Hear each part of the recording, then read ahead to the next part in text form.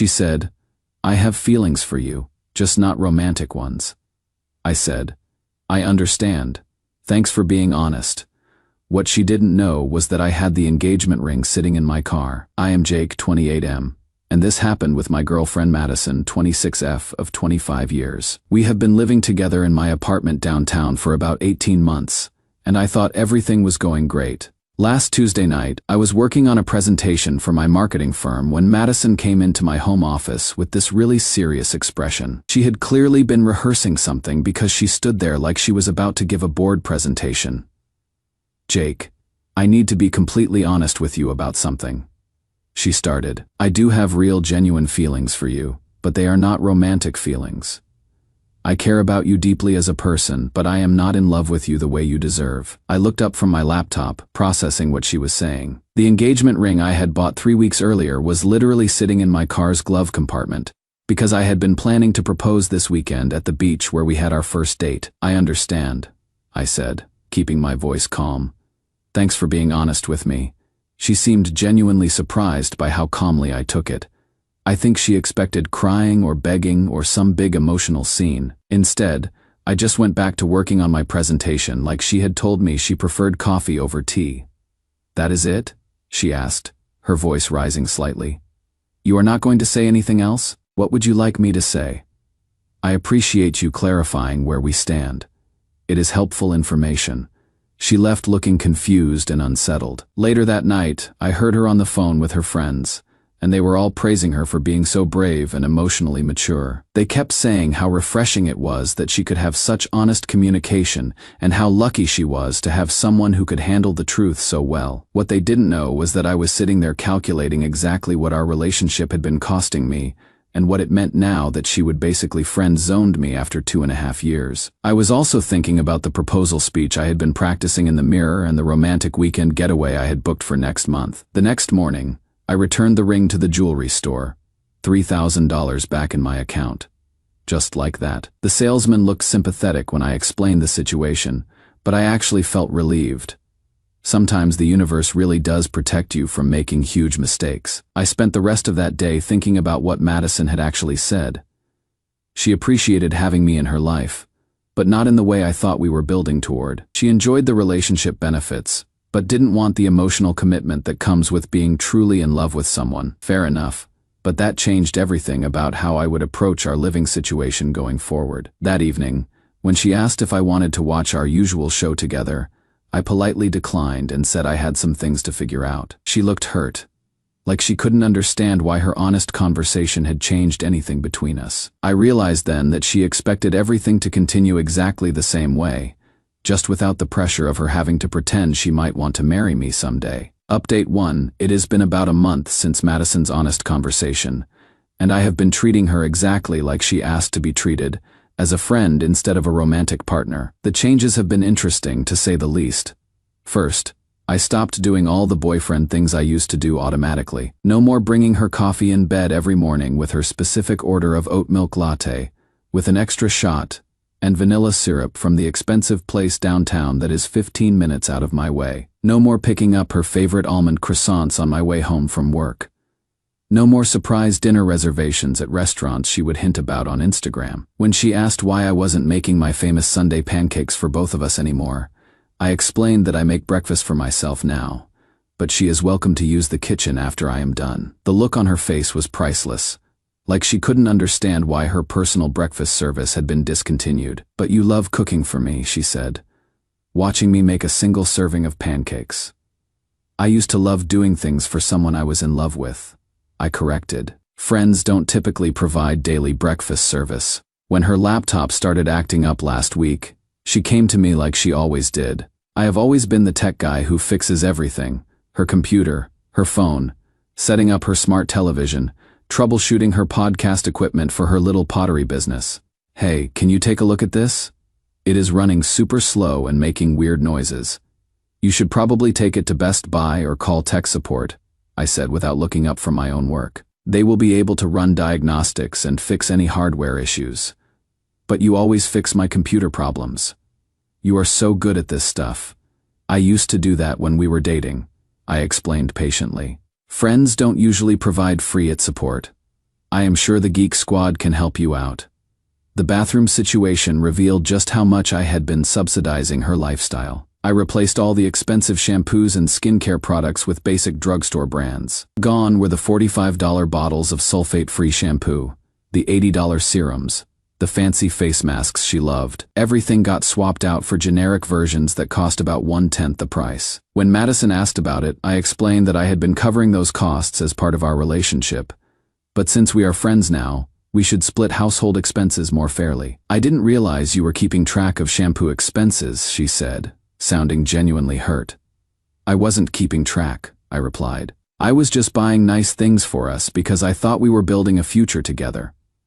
Friends typically handle their own personal care products. I also removed her from my Amazon Prime, Netflix, Spotify, and HBO Max accounts. When she couldn't order something with free shipping, I suggested she might want to get her own Prime membership since shared accounts are more of a couple thing than a friendship thing.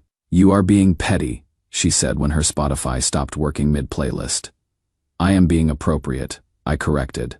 Couples share streaming accounts. Friends have their own subscriptions. Madison initially thought this was just a processing phase and kept telling her friends I would go back to normal eventually. She had no idea that I would permanently recategorize our entire relationship based on her own clear statement about her feelings. The man who used to anticipate her needs and solve her problems before she even asked had become a polite roommate who maintained clear boundaries and expected equal participation in all shared expenses. Update 2: Madison's birthday was last week, and it became the ultimate test of our new friendship dynamic.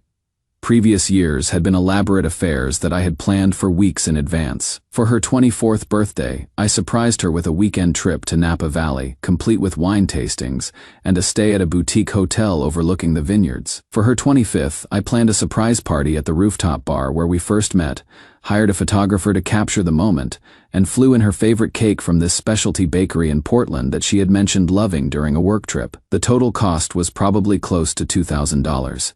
But seeing her face light up made every penny worth it. This year, I sent a happy birthday text at 9 in the morning and gave her a $25 gift card to Target that I picked up during my lunch break. The contrast was not lost on her. "This is really all you are doing for my birthday?" she asked that evening, holding the gift card like it might be contaminated. "We can grab dinner somewhere if you want," I offered cheerfully. "Want to split the bill at that new Italian place? I heard their pasta is really good." Her face cycled through about 5 different emotions: confusion, hurt, disbelief, anger, then something that looked a lot like panic. "Split the bill. Jake, it is my birthday." "Right, which is why I got you the gift card," I said, gesturing toward the Target card she was still holding. "That should cover your half of dinner pretty much anywhere you would want to go." She stood there for a long moment, probably realizing for the first time what just friends actually meant in practical terms. She ended up ordering Thai food delivery and eating alone while I went to my weekly poker game with the guys. Her book club friends who had celebrated her emotional honesty were mysteriously unavailable for actual birthday support. When I got home around 11, she was on the couch looking miserable, surrounded by the containers from her solo birthday dinner. "I cannot believe you are treating me like this," she said without looking up. "Like what exactly?" "Like I don't matter to you anymore." I sat down across from her and gave her my full attention. "Madison, I am treating you exactly how you asked to be treated. You said you have feelings for me, just not romantic ones. This is what friendship looks like. Friends don't plan elaborate birthday surprises or spend hundreds of dollars on celebrations. They send nice texts and maybe grab casual dinner if schedules work out." The reality of what she would actually requested was finally hitting her.